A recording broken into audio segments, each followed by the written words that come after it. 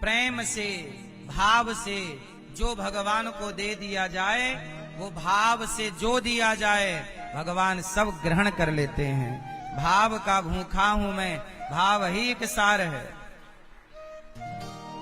और भाव से भजले मुझे तो भव से बेड़ा। इसलिए आप ये मत देखा करो कि हम भगवान को क्या खिला रहे हैं, क्या खिला रहे हैं ये मायने नहीं रखता, किस भाव से खिला रहे हैं ये मायने रखता। अच्छा ये बताओ, भगवान खाते हैं कि नहीं खाते? जोर से, जोर से। मैया आप लोग बताओ, भगवान खाते हैं कि नहीं? क्या भैया खाते हैं कि नहीं? पीली मैया कह रही थी नहीं खाते।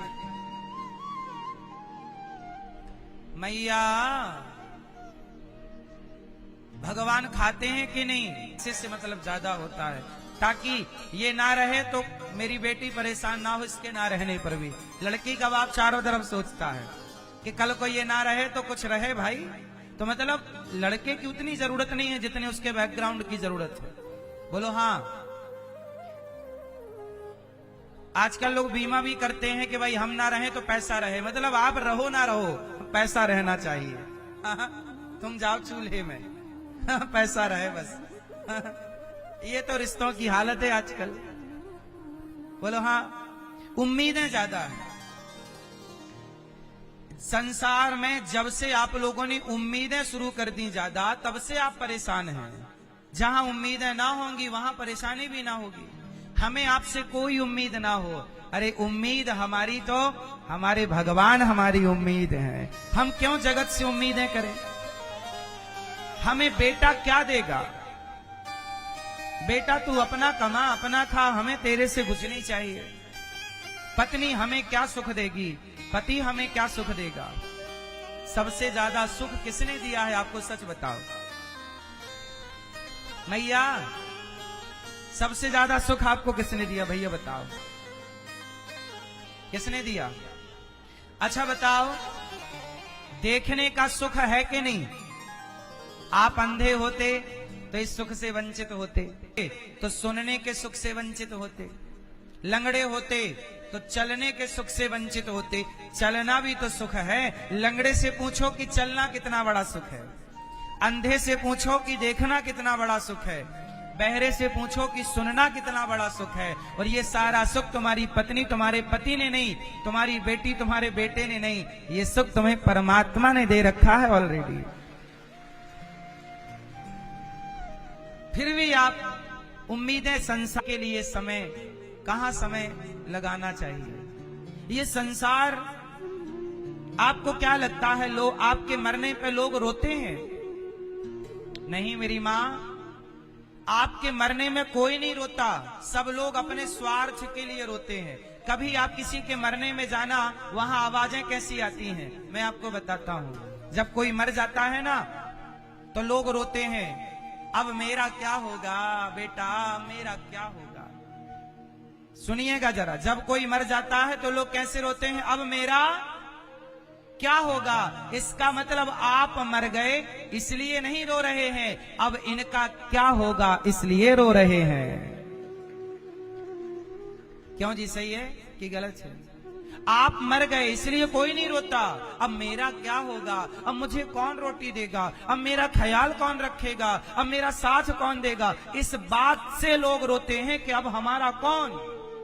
तेरा एक दिन पड़ोसी बन जाएगा, तेरा एक दिन पड़ोसी बन जाएगा। जी से कहा कि संसार किस तरह से तैयार हुआ। कहा कि भगवान नारायण की नाभि से कमल हुआ, कमल में ब्रह्मा जी, और ब्रह्मा जी ने अन्य संतों को प्रकट किया। ब्रह्मा जी के शरीर से मनु और शत्रुपा का प्राकट्य हुआ। मनु शत्रुपा की 5 संतानें हुई, 3 बेटियां और 2 बेटे। अच्छा एक बात आपसे पूछ लूं, बताओ इस संसार में पहले कौन आया? स्त्री आई कि पुरुष आया? मैया मैया जा रही हो मेरी मां? बीच कथा से जा रही हो? ऐसे नहीं, कथा सुनना चाहिए पूरी। अब सुनो, मनु जी महाराज की कितनी संतानें हुई? 5, 3 बेटियां और 2। पहले कौन आया होगा इस धरती पे? मुर्गा आया कि मुर्गी? कौन आया भैया बताओ, कौन आया? अंडा आया कि मुर्गी? सबसे पहले पुरुष आया कि स्त्री? तो सबसे पहले स्त्री आई। स्त्री आई, उस स्त्री का नाम क्या है? आकुति, देवहूति, प्रसूति। आकुति का विवाह रुचि प्रजापति से हुआ, देवहूति का विवाह करदम जी से हुआ, और प्रसूति का विवाह दक्ष प्रजापति से हुआ। आकुति के यहाँ यज्ञ भगवान प्रकट हुए। देवहूति की 9 बेटियां हुई करदम जी से, और 9 बेटियों का विवाह ब्रह्मा जी के 9 मानस पुत्रों से हुआ, और इनके पुत्र हुए भगवान कपिल देव जी, जिन्होंने माता को सांख्य शास्त्र का उपदेश किया, जहां से सांख्य प्रकट हुआ। कपिल भगवान ने अपनी मां को सांख्य उपदेश किया, सांख्य शास्त्र का ज्ञान दिया। सांख्य क्या है? बहुत विस्तार है, पर सूक्ष्म रूप में मैं आपको समझाऊं तो सांख्य का सार ये है कि अहम सर्वेषु भूतेषु भूतात्मा अवस्थितः सदा। ये सांख्य का सार है कि सब में ईश्वर को देखना। सांख्य शास्त्र ये सिखाता है, सांख्य का ज्ञान ये कहता है कि ईश्वर के अतिरिक्त किसी और की सत्ता नहीं है। सांख्य भगवान के सिवा किसी की सत्ता को स्वीकार, जोर से, एक भगवान के सिवा किसी की सत्ता, ना कोई स्त्री है, ना कोई पुरुष, ना कोई पेड़ है, ना कोई पौधा, ना कोई नदी है, ना कोई तालाब, हर रूप में वह एक ही परमात्मा है। ये सांख्य है, भगवान है। नहीं मानो तो आप कौन? क्यों? तो भगवान कहाँ है? सब जगह वही है। अब अज्ञानी कहता है कि नहीं है, नहीं है, तो भाई मानते रहो कि नहीं। हम तो कहते हैं कि है। हम क्यों कहें कि तुम पुरुष हो? हम कहें कि पुरुष के रूप में भगवान है। हमें एक परमात्मा के सिवा किसी को देखना ही नहीं। क्यों देखें हम स्त्री, क्यों देखें हम पुरुष?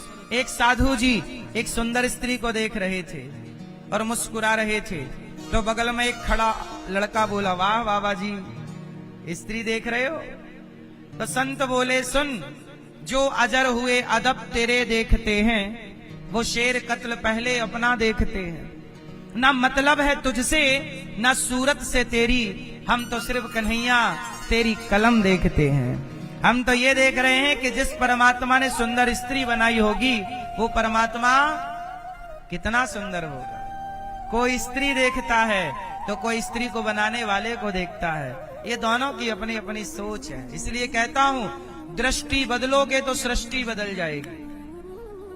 एक कुम्हार था, चिलम बना रहा था। चिलम जानती हो मैया? मैया, ओ पंचायती मैया, थोड़ा मौका मिल जाए, कुटर कुटर कुटर कुटर चालू।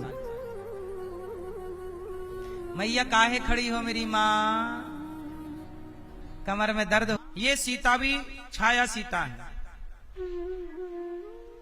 असली सीता कहां है? असली सीता मैया अग्नि में वास कर रही हैं। और ये जो सीता मैया है, ये कौन है? यह वेदवती। इन सीता का नाम क्या है? वेदवती नाम की एक स्त्री, जो ब्रह्मा जी की पुत्री कही जाती है।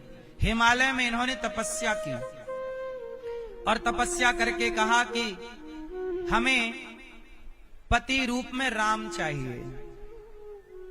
तो कहा कि राम का विवाह तो हो गया है, पर कुछ समय के लिए आपको राम की पत्नी होने का सौभाग्य मिलेगा। तो जब असली सीता अग्नि में चली गई, तो सीता का किरदार निभाने के लिए, सीता का अभिनय करने के लिए वेदवती को बुलाया गया। यही है माया सीता, छाया सीता, कुछ भी आप नाम देते हैं। ये छाया सीता आई और सीता बन गई। चूंकि छाया सीता नकली सीता है ना, वेदवती सीता बनी, तो नकली सीता नकली सोने के मृग में मोहित हो गई। और जब मोहित हुई तो राम जी से कहा कि चाहिए। राम जी गए और मारीच ने माया रच दी, लक्ष्मण जी को आवा में। सीता मैया ने कहा कि जाओ लक्ष्मण, राम पे संकट है। खूब समझाया लक्ष्मण जी ने कि भगवान पे संकट नहीं हो सकता, क्योंकि मारीच को जब राम जी ने बाण मारा तो मारीच ने जोर से क्या चिल्लाया, हा लक्ष्मण। तो सीता मैया को लगा राम जी पे संकट है। सीता मैया ने लक्ष्मण जी को कहा जाओ। लक्ष्मण जी बोले कोई संकट नहीं है, वो भगवान है। पर नहीं मानी सीता मैया, बोली जाओ। लक्ष्मण जी को बहुत भला सुन रही हो मेरी माँ, सीता माँ की भी कुछ गलतियां थी, आपको पता है क्या गलती थी? सीता माँ से गलती हो गई। क्या? सीता माँ से गलती क्या हो गई? भक्त अपराध बन गया। कौन सा अपराध हो गया? भक्त अपराध। बोलो भक्त अपराध। ये भक्त अपराध क्या होता है? जब आप किसी भक्त का दिल दुखाते हैं, जब किसी साधु का, भक्त का आप तिरस्कार करते हैं, तो वो भक्त अपराध हो जाता है। सीता मैया से यही अपराध हो गया। क्या? जब मारीच को राम जी ने मारा तो लक्ष्मण जी को सीता माँ ने कहा कि जाओ, राम पर संकट है। तो लक्ष्मण जी नहीं जा रहे थे कि राम पर तो कोई संकट हो ही नहीं सकता, वो तो भगवान है। जब लक्ष्मण जी नहीं गए तो सीता मैया ने लक्ष्मण जी को बहुत बुरा बुरा कहा। वाल्मीकि रामायण में तो बहुत कुछ लिखा है। सीता मैया ने लक्ष्मण जी को बहुत बुरा कहा कि तुम तो राम का हित चाहते ही नहीं हो, तुम्हारी तो नीयत खराब है। लक्ष्मण जी को आरोप लगाया और बेचारे लक्ष्मण जी रोने लगे। सीता माँ ने इतना बुरा कहा लक्ष्मण जी को कि लक्ष्मण जी रोने लग गए। लक्ष्मण कौन है? भक्त हैं, जिन्होंने अपनी पत्नी छोड़ी, अपना परिवार छोड़ा, अपना सुख छोड़ा केवल राम के लिए। और वो राम की सेवा में आज सीता मैया ने उन्हें ना जाने क्या क्या कह दिया। लक्ष्मण जी जैसा भक्त कौन होगा? बेचारे 14 साल सोए नहीं कि राम सोएंगे, मैं नहीं सोऊंगा। चलते हैं। शंकर जी ने कहा बताओ तो सही, परीक्षा में क्या क्या हुआ, कैसे लिया परीक्षा?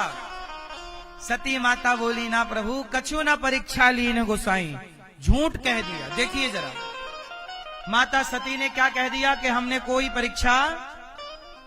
शंकर जी ने ध्यान लगाया, सब पिक्चर सामने थी। शंकर जी ने माता सती का परित्याग कर दिया। क्यों परित्याग किया?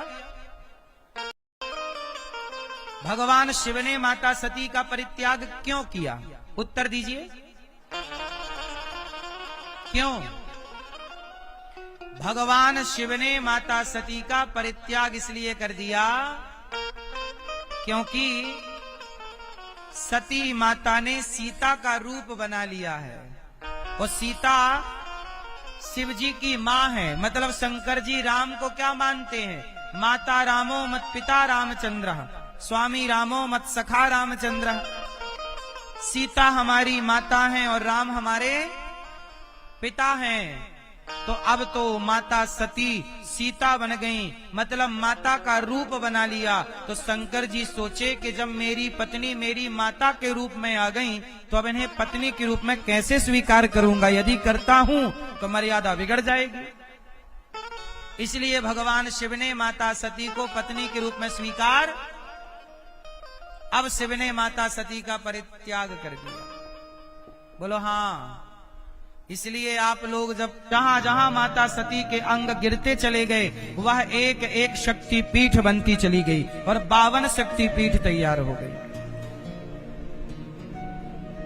52 शक्ति पीठ तैयार हो गई। उन 52 शक्ति पीठों में वह माता सती के शरीर ही, अंग ही जहां जहां गिरे वह तैयार होती चली गई शक्तिपीठ। बाद में दक्ष का सिर काट दिया गया, बकरे का सिर जोड़ा गया और दक्ष का यज्ञ परिपूर्ण कराया गया। बोलिए शंकर भगवान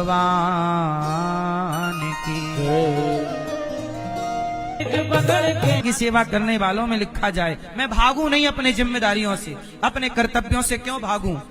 गिलहरी ने भी एक योगदान दिया था राम सेतु के निर्माण में। आप लोगों से प्रार्थना है कि गौरी गोपाल आश्रम की सेवाओं में आप भी जो बन पड़े सहयोग योगदान जरूर दीजिएगा, क्योंकि आप सबके सहयोग से तमाम सेवाएं हो रही हैं। गिलहरी का योगदान आज भी याद किया जाता है, आप सबका योगदान भी अवश्य याद किया जाएगा कि आप सबके सहयोग से गौरी गोपाल आश्रम में बेसहारा माएं रहती हैं। उन माओं को आप सहारा नहीं देंगे तो कौन देगा। कुछ भक्तों ने सहयोग किया है, आप ऐसे दानवीर महापुरुषों के नाम श्रवण करें जिन्होंने अपने धन को धर्म से जोड़ा है। आपको भी ईश्वर ने योग्य बनाया हो।